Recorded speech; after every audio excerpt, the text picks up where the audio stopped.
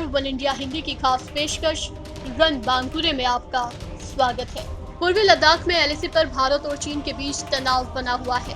इस तनावपूर्ण स्थिति के बीच भारतीय सेना ने 12,000 फीट से ज्यादा ऊंचाई पर लंबे समय तक तेज सर्दी से निपटने के लिए विशेष कपड़े, खाद्य सामग्री और रहने का प्रबंध किया है। लद्दाख में कई ऊंचाई वाले स्थानों पर सर्दियों में तापमान 0 से 50 डिग्री सेल्सियस नीचे तक चला जाता है। इसलिए प्रतिकूल परिस्थितियों से निपटने के लिए भारतीय सेना विशेष तैयारी कर रही है। न्यूज एजेंसी आईएनएस की रिपोर्ट के मुताबिक सूत्रों ने कहा है कि जवानों की तैनाती महीनों तक जारी रहने की संभावना है। यही वजह है कि उच्च ऊंचाई वाले स्थानों पर काम आने वाले उपकरणों और अन्य सामग्री की पर्याप्त आपूर्ति का प्रबंध किया गया है।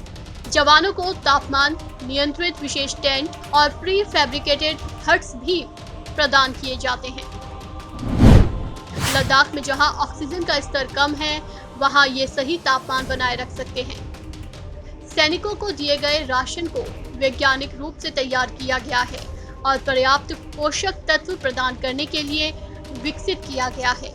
इस बीच लद्दाख के सैनिकों के लिए स्वच्छ पेयजल के भूमिगत स्रोत को खोजने का भी प्रयास हो रहा है, जिनमें बहुत सी नदियां और नाले हैं जो जाड़े के दिनों में सूख जाते हैं। दौलत बेग ओली सेक्टर, पैंगोंग और डेप्सांग मैदानों में ऐसे स्थानों को ढूंढने के प्रयास किए जा रहे हैं जो वर्तमान भारत चीन के गतिरोध की जद में है। सेना ने यहाँ C-17, IL-76, C-130J जैसे ट्रांसपोर्ट एयरक्राफ्ट तैनात किए हैं। इसके अलावा 6,000 सेना के ट्रक भी लद्दाख में राशन, कपड़े, टेंट और मिट्टी का तेल ले जाने के लिए हैं। सेना ने बड़ी संख्या में हथियारबंद कर्मियों के कैरियर्स और टैंक्स को लद्दाख में स्थानांतरित किया है।